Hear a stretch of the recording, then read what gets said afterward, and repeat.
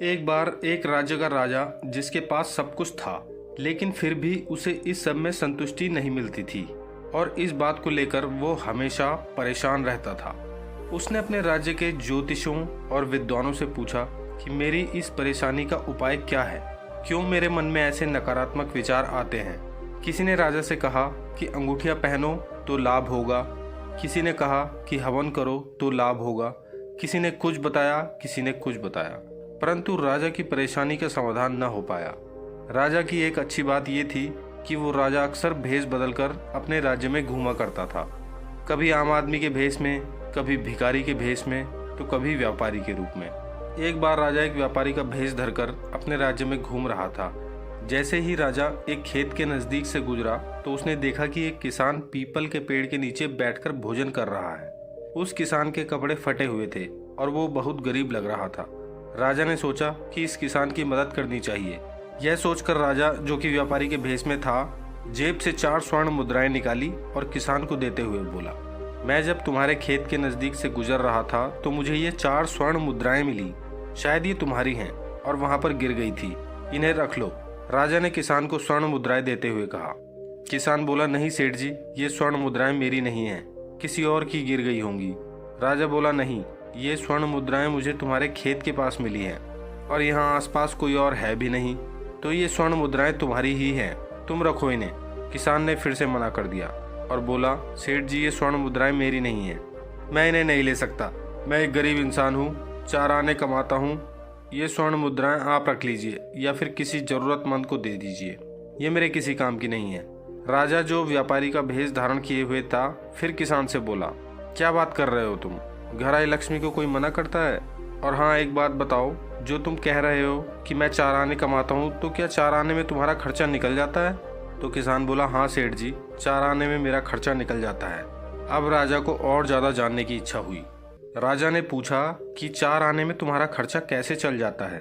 खाने का, बीवी बच्चों का और अन्य खर्चे तुम किस तरह चला लेते हो? किसान कहता है कि 4 आने में मेरा खर्चा बहुत आराम से चल जाता है। वो कैसे, मैं आपको बताता हूँ। अपनी कमाई का पहला आना मैं कुएं में फेंक देता हूँ, दूसरा आना जो है उससे मैं उधार चुका देता हूँ, तीसरा वाला आना उसे मैं उधार दे देता हूँ और जो चौथा आना है उसे मैं मिट्टी में गाड़ देता हूँ। यह सब बातें करते करते किसान का भोजन पूरा हो गया। अपने हाथ धोकर किसान व्यापारी से कहता है कि सेठ जी, मेरा भोजन पूरा हो चुका है, मुझे अब खेत में काम करने जाना है, मैं आपसे माफ़ी चाहूँगा, अब आप जाइए। राजा और ज़्यादा जानना चाहता था कि यह क्या पहेली है। पहला आना कुएं में फेंक देता हूँ, दूसरे से उधार चुका देता हूँ, तीसरे को उधार दे देता हूँ और चौथा मिट्टी में गाड़ देता हूँ। राजा वापस अपने महल पहुँचा। अगली सुबह जब दरबार लगा तो राजा ने अपने सभी दरबारियों से इस पहेली का मतलब पूछा, लेकिन कोई भी इस पहेली का मतलब नहीं बता सका। अब इस पहेली का मतलब जानने की राजा की इच्छा और तीव्र हो गई। उस किसान को ढूंढा गया और दरबार में लाया गया। जैसे ही किसान को दरबार में लाया गया, राजा किसान से बोला, मुझे क्षमा कीजिए, मैं उस दिन भेष बदलकर आपके पास आया था, परंतु उस दिन से ही मेरे मन में इस पहेली को जानने की इच्छा है। कृपया मुझे बताइए कि तुम कैसे 4 आने में अपना खर्चा चला रहे हो।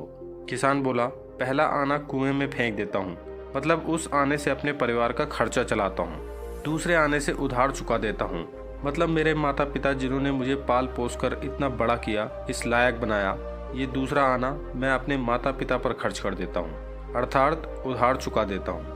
तीसरे आने से उधार देता हूँ, मतलब ये तीसरा आना मैं अपने बच्चों के ऊपर खर्च करता हूँ, उनकी पढ़ाई लिखाई के ऊपर खर्च करता हूँ, अर्थात उधार देता हूँ। और चौथा आना मिट्टी में गाड़ देता हूँ, मतलब बचत करता हूँ, संभाल कर रखता हूँ ताकि कभी मुसीबत आए या ज़रूरत के समय पर मुझे किसी से पैसा मांगने की ज़रूरत न पड़े। इस तरह से मैं 4 आने में ज़िंदगी चलाता हूँ, रोज़ 4 आने कमाता हूँ और खुश रहता हूँ। संतोष रखने वाला व्यक्ति कभी भी पराये धन को हाथ नहीं लगाता, वह उसको मिट्टी ही नहीं बल्कि विष के समान समझता है। संतोषी पुरुष की सबसे बड़ी पहचान यह है कि उसके भीतर धैर्य होता है। वह लाभ और हानि के विषय में नहीं सोचता। वह मान प्रतिष्ठा और सामर्थ्य रखते हुए भी लोगों को क्षमा करते हुए आगे बढ़ता है। वह संतुलन के मार्ग को अपनाता है, अपनी इंद्रियों को वश में रखता है। संतोषी व्यक्ति अपनी रूखी सूखी रोटी को पकवान समझकर खाता है। बुरे साधनों से कमाया हुआ धन हमारे अंदर पैसों की लालसा को और बढ़ाता है। पाप और अत्याचार से कमाया हुआ धन दुखदायक सिद्ध होता है। पहले तो यह धन उसे इस्तेमाल करने वालों पर प्रतिकूल प्रभाव डालता है और धीरे धीरे वह धन भी समाप्त हो जाता है, बल्कि पहले के धन को भी वह ले डूबता है।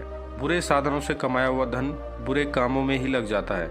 मेहनत से कमाया हुआ धन इस लोक में भी और परलोक में भी सहायक सिद्ध होता है। जब दूसरों को मान प्राप्त करते देख, तरक्की करते देख, उन्नति करते देख हमारा मन प्रसन्न रहे, यही संतोष की निशानी है।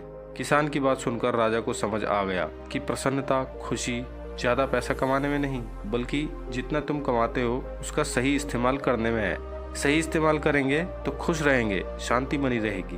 दोस्तों, इन पंक्तियों के साथ कहानी को समाप्त करते हैं कि हमें अपना ज़मीर बेचना नहीं आया, वरना इस दुनिया में पैसा कमाना इतना भी मुश्किल नहीं।